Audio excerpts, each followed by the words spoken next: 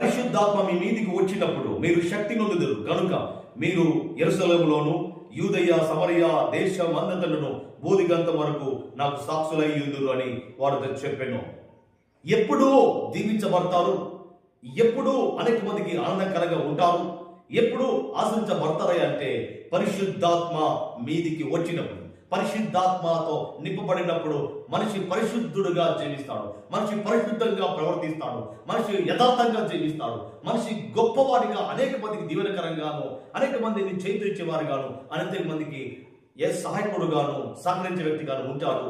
ఎవరు పరిశుద్ధాత్మతో నింపబడ్డ వ్యక్తి పరిశుద్ధంగా మాట్లాడతాడు, ఆ పరిశుద్ధుని కొరకు నిలబడగలుగుతాడు, ఆ పరిశుద్ధుని నామాన్ని ఘనపరుస్తాడు, ప్రకటించగలిగే గొప్ప శక్తి కలిగి దేశమంతటా తను చేస్తున్న పనులో ఆస్వాదించబడతాడు, బూది గంత వరకు దీవించబడతాడు, ఆయనకు సాక్షులుగా ఉండగలుగుతాడు. ఎవరైతానో దేవుని కుమారుడు, ఎవరు సేవిస్తున్నాను యేసయ్యను సేవిస్తున్నాను అనే సత్యము అనేక మందికి తెలియచేయాలంటే మొదటగా నీవు పరిశుద్ధాత్మతో నింపబడాలి.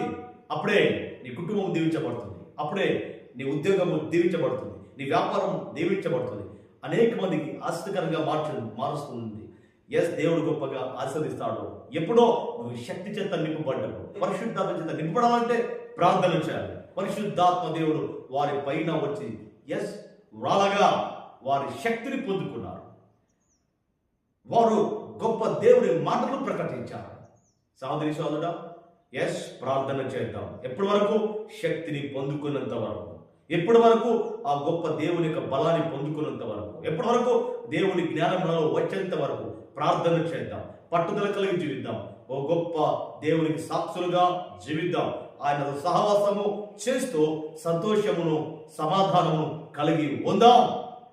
ఈరోజు దేవుడితో మాట్లాడుతున్నాను. పరిశుద్ధాత్మ శక్తి పొందుకున్నట్లయితే సమాధానంగా ఉంటాం, దేవుడితో సహవాసంగా ఉంటాం, ఆయనకు సాక్షిగా జీవించి నీ చుట్టూ వారు దీవించబడుతూ అనేక మందిని దేవుని దగ్గర నడిపిస్తూ, అనేక మందిని ప్రేమిస్తూ, అనేక మందితో దేవుని యొక్క ప్రేమను పంచుతూ ఆయన రాకడ వరకు సిద్ధపరుస్తూ యుగ యుగాలు ఆయనతో పాటు ఉండే గొప్ప కృప నువ్వు పొందుకుంటావు. నువ్వు ధన్యుడవు.